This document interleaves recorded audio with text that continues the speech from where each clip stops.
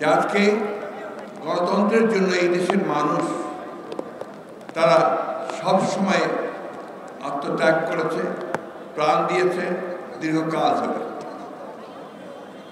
আমরা যখন স্বাধীন হয়েছি 1971 সালে, আমরা তখন ধরে নিয়েছিলাম যে আমরা একটা সত্যিকারের অর্থেই গণতান্ত্রিক রাষ্ট্র, গণতান্ত্রিক সমাজ পাব। কিন্তু আমাদের দুর্ভাগ্য যে সেদিন যারা গণতন্ত্রের প্রধান দাবিদার ছিলেন, স্বাধীনতার দাবিদার ছিলেন, তাদের হাতেই, আওয়ামী লীগের হাতেই কিন্তু সেদিন গণতন্ত্র ধ্বংস হয়। তারা 1975 সালে একদলীয় শাসন ব্যবস্থা বাকশাল প্রতিষ্ঠা করে। এ কথা আমাদের ভুললে চলবে না, এ কথা বারবার মনে করতে হবে। এই দলটি আবার 2007 সালে নির্বাচন, 8 সালে হওয়ার পরে, রাষ্ট্র ক্ষমতায় আসার পরে অত্যন্ত সুপরিকল্পিতভাবে তারা গণতন্ত্রকে ধ্বংস করেছে, গণতান্ত্রিক সমস্ত প্রতিষ্ঠানগুলোকে ধ্বংস করেছে এবং বারবার ছাত্র জনতার যে সংগ্রাম, সেই সংগ্রামকে দমন করবার জন্য অত্যাচার, নির্যাতন, নিপীড়ন, গুম, হত্যা, খুনের আশ্রয় নিয়েছে। তারই ফলশ্রুতি হিসাবে আজকে আমরা এখানে দেখতে পাচ্ছি যে বিগত জুলাই ম্যাসাকার, তারও পূর্বে 16 বছর ধরে এই দেশের মানুষ, এই দেশের গণতান্ত্রিক মানুষ তারা লড়াই করেছে, সংগ্রাম করেছে, প্রাণ দিয়েছে, ত্যাগ স্বীকার করেছে। আমি অভিবাদন জানাই, স্যালুট জানাই এই গণতান্ত্রিক আন্দোলনে সবচেয়ে সেই সমস্ত শহীদদেরকে যারা তাদের প্রাণ বিসর্জন দিয়েছেন। আমি অভিবাদন জানাই আমাদের সামনে যে সমস্ত ভাইয়েরা আহত হয়েছেন, পঙ্গু হয়েছেন তাদেরকে। আমি অভিবাদন জানাই, স্যালুট জানাই গণতন্ত্রের আপসহীন নেত্রী, দেশনেত্রী বেগম খালেদা জিয়াকে, যিনি কোনোদিন গণতন্ত্রের প্রশ্নে কোনো আপোষ করেননি, মাথা নোয়াননি। দীর্ঘ 6 বছর কারাভোগ করার পর ছাত্র জনতার আন্দোলনের মধ্য দিয়ে তিনি মুক্ত হয়েছেন। আজও তিনি অত্যন্ত অসুস্থ।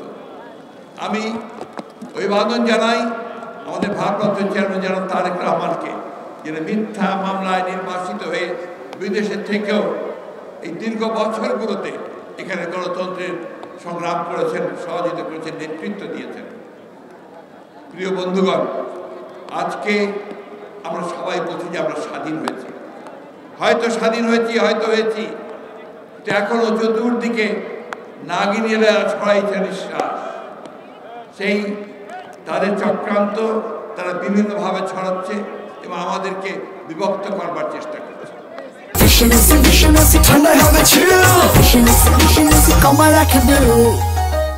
আজকে আমাদের যেটা প্রয়োজন সবচেয়ে বেশি, তা হচ্ছে আমাদেরকে ইস্পাত ঐক্য, যে ঐক্য নিয়ে আমরা দীর্ঘ 16 বছর লড়াই করেছি, সেই ঐক্যকে অটুট রাখা এবং কোনো মতেই তাদের চক্রান্তে পা না দেওয়া।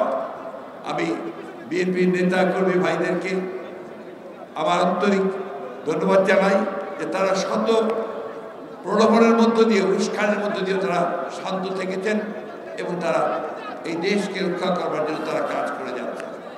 আমি ধন্যবাদ জানাই আমাদের সেই সমস্ত দলগুলোকে, রাজনৈতিক দলগুলোকে, সংগঠনগুলোকে যারা দীর্ঘকাল ধরে এই সংগ্রাম লড়াইয়ে আমাদের সঙ্গে সংযুক্ত হয়েছেন, কাজ করে চলেছেন।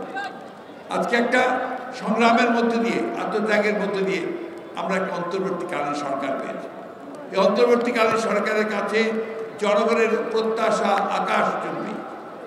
জনগণ মনে করে যে এই প্রত্যাশা করে যে এই সরকার তাদের এমন একটা গণতান্ত্রিক ব্যবস্থা, একটা লেভেল প্লেইং ফিল্ড তৈরি করে দেবে, গণতন্ত্রের প্রতিষ্ঠানগুলোকে আবার তারা সংস্কার করে এমন একটা জায়গায় আনবে যেখানে সত্যিকার অর্থেই একটা অর্থবহ নির্বাচনের মধ্য দিয়ে, নিরপেক্ষ নির্বাচনের মধ্য দিয়ে আমরা একটা গণতান্ত্রিক রাষ্ট্র, গণতান্ত্রিক সমাজ প্রতিষ্ঠা করতে পারি।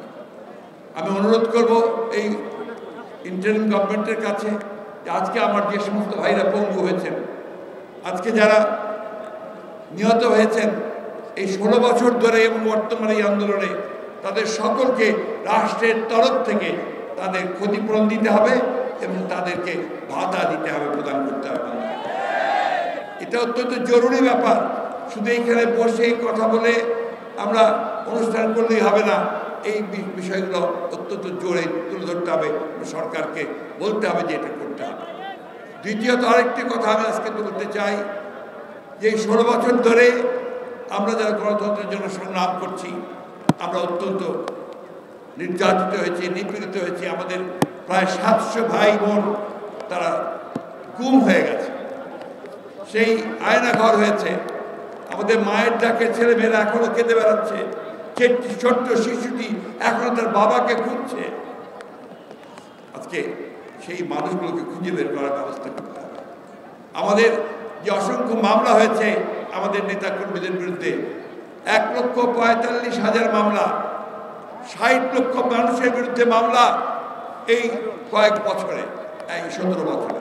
এই সমস্ত মামলাগুলোকে প্রত্যাহার করতে হবে অবিলম্বে, অতি দ্রুত। বন্ধুগণ, আমরা আজকের আন্তর্জাতিক দিবসে এই অঙ্গীকার জাতির সামনে করতে চাই যে আমরা বাংলাদেশকে সত্যিকার অর্থে একটা গণতান্ত্রিক রাষ্ট্রে প্রতিষ্ঠিত করবার জন্য, সমস্ত প্রতিষ্ঠানগুলোকে শক্তিশালী করবার জন্য আমরা সবাই কাঁধে কাঁধ মিলিয়ে কাজ করব।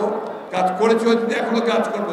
তবে আমাদের একটাই শুধুমাত্র সতর্ক থাকতে হবে, চক্রান্তের মধ্য দিয়ে আমাদেরকে কেউ যেন আপনার বিপথে নিয়ে যেতে না পারে, আমরা যেন কোনো মতেই সেই লক্ষ্য পথ না হারাই। গতকাল গোপালগঞ্জে আমাদের স্বেচ্ছাসেবক দলের সভাপতি জিলানির উপর আক্রমণ করা হয়েছে, তার স্ত্রীকে আক্রমণ করা হয়েছে। আমি নিজে গিয়ে দেখে এসেছি। একজন নেতা শহীদ হয়েছে। বন্ধুগণ, পরিষ্কার বোঝা যাচ্ছে যে তারা এখনো আবার হায়নার মতো লুকিয়ে আছে, যে কোনো সময় তারা আক্রমণ করবে। সেই আক্রমণকে আমাদের প্রতিহত করতে হবে, আমাদেরকে গণতন্ত্রকে প্রতিষ্ঠা করতে হবে। বন্ধুগণ, আমি বক্তব্য বাড়াবো না। আমি ধন্যবাদ জানাতে চাই যে এই প্রতিকূল প্রাকৃতিক পরিবেশের মধ্যেই, এত বৃষ্টির মধ্যেও আমাদের আয়োজকরা, আপনারা শিল্পীরা এখানে পারফর্ম করেছেন, আপনারা শুনেছেন। আমি আমাদের দলের পক্ষ থেকে, দেশনেত্রী বেগম খালেদার পক্ষ থেকে, আমাদের ভারপ্রাপ্ত চেয়ারম্যান তারেক রহমানের পক্ষ থেকে আপনাদেরকে অশেষ অভিনন্দন জানাচ্ছি, ধন্যবাদ জানাচ্ছি, কৃতজ্ঞতা।